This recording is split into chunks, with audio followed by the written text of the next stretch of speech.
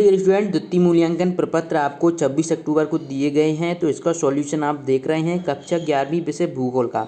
ये real paper है जो आपको पेपर आने वाला है। इस पेपर को आप याद कर जरूर जाएं क्योंकि यही पेपर आपको आएगा। हम इसका सॉल्यूशन भी इस वीडियो में बताने वाले हैं।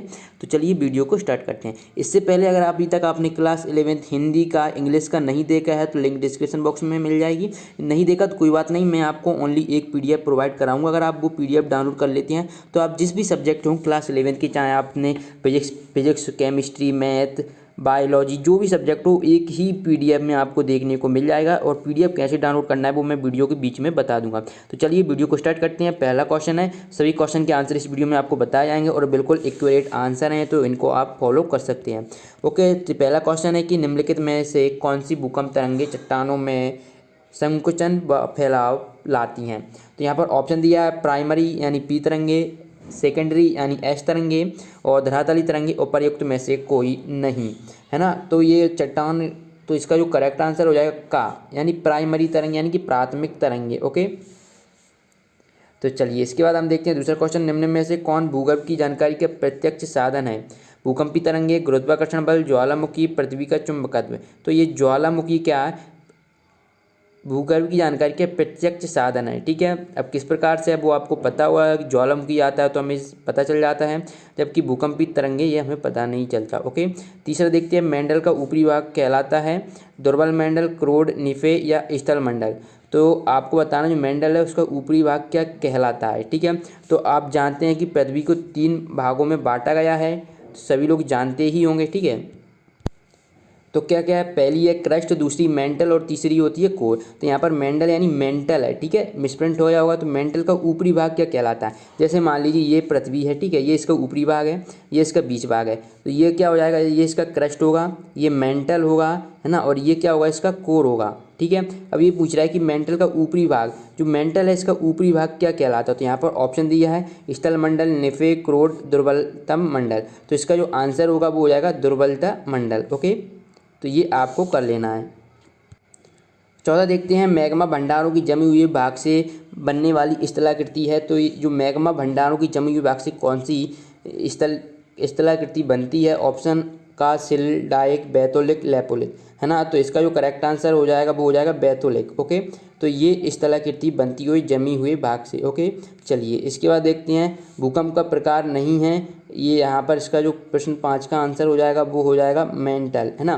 तो ये भूकंप का प्रकार नहीं है क्योंकि यहाँ से तो जो ज्वालामुखी मैग्मा होता है वो निकलता है मेंटल वाले भाग से। ओके, चलिए छठवां देखते हैं, निम्न में कौन सी सेल अपसादी नहीं है। तो आपको पता होगा अपसादी सेल क्या होती हैं, तो सभी को लोगों को पता होना चाहिए। जो आग्नेय चट्टान होती हैं उनसे, जो आग्नेय चट्टान से ही अपसादी चट्टान बनती हैं।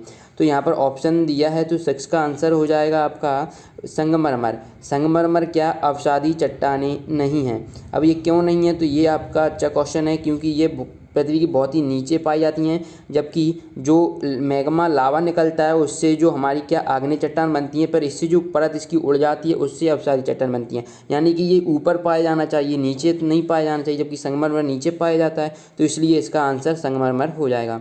7वां देखते हैं, निम्न में कौन सा कार्यांतरित सेलों का लक्षण है। तो निम्न में से कौन सा, तो ये परिवर्तनीय, है ना। तो आपको यहाँ पर परिवर्तनीय आपका आंसर हो जाएगा, यहाँ पर आपको काल लिख देना है। 8वां देखते हैं, प्राथमिक सेल है। तो प्राथमिक सेल क्या हो जाएगा, ऑप्शन नंबर का आग्नेय सेल, है ना। तो ये ध्यान रखना वेरी वेरी इंपॉर्टेंट है क्योंकि जब भी देखिए आपको पता होगा कि प्राथमिक सेल वही होंगी जो कि सबसे पहले बनेगा। तो आग्नेय चट्टान सबसे पहले बनती है, पर इसके बाद अपसादी चट्टान। तो हो सकता है आपको अगले एग्जाम में द्वितीयक सेल पूछे, तो ये द्वितीयक सेल बोलते हैं इसे। ठीक है, क्या आपको डाउट आते हैं तो 5 सेकंड के साथ डॉट के साथ करो ना आउट।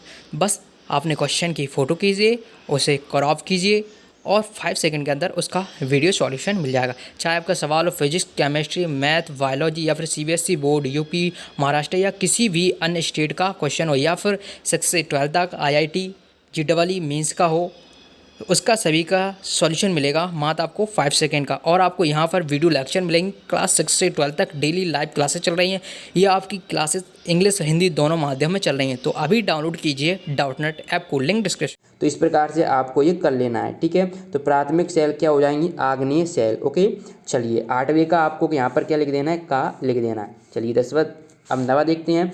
तो 9वां दिया है अधात्विक खनिजों का मिश्रण है। तो अधात्विक खनिजों का आपको मिश्रण बताना है, तो इसका आंसर आपका होने वाला है घा, ये हो जाएगा आपका सीमेंट। ओके, क्योंकि इसमें अधात्विक, ये एक अधात्विक खनिजों का मिश्रण होता है। 10वां देखिए मेलाकार्ड का रंग कैसा होता है, ये आपको बताना है। ओके, तो मेलाकार्ड का जो रंग होता है वो कैसा होता है, हरा होता है, ठीक है। मेलाकार्ड का रंग हरा होता है। चलिए अब हम इसके बाद नेक्स्ट क्वेश्चन देख लेते हैं। ओके स्टूडेंट, क्वेश्चन नंबर 11 का आंसर देखने से पहले मैंने बताया था कि मैं आपको प्रोसेस बताऊंगा पीडीएफ कैसे डाउनलोड करेंगे, जहां पर आप Hindi, English, physics, chemistry, math, biology, economics, geology, जितने भी सब्जेक्ट हैं सभी की पीडीएफ डाउनलोड कर पाएंगे। तो चलिए देखते हैं किस प्रकार से आपको करना है पीडीएफ को डाउनलोड। स्टूडेंट, पीडीएफ डाउनलोड करने के लिए गूगल ओपन कर लेना है। गूगल ओपन करते ही आपको यहाँ पर सर्च करना है एसकेटीज। जैसे ही स्टूडेंट आप एसकेटीज सर्च करेंगे तो ये इस प्रकार से इंटरफेस सामने आएगा, फाइनल एग्जाम 2021 बाय एसकेटीज।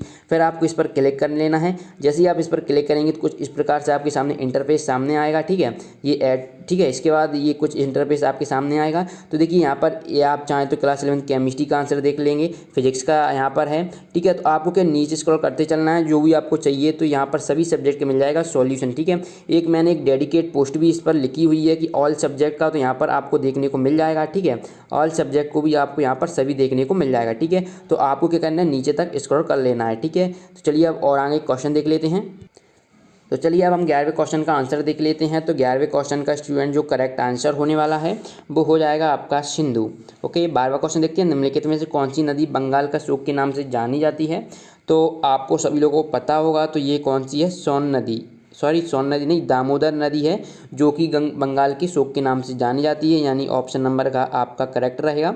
चलिए 13वां क्वेश्चन देखते हैं। निम्नलिखित में से कौन सी अलकनंदा भागीरथी का संगम स्थल है।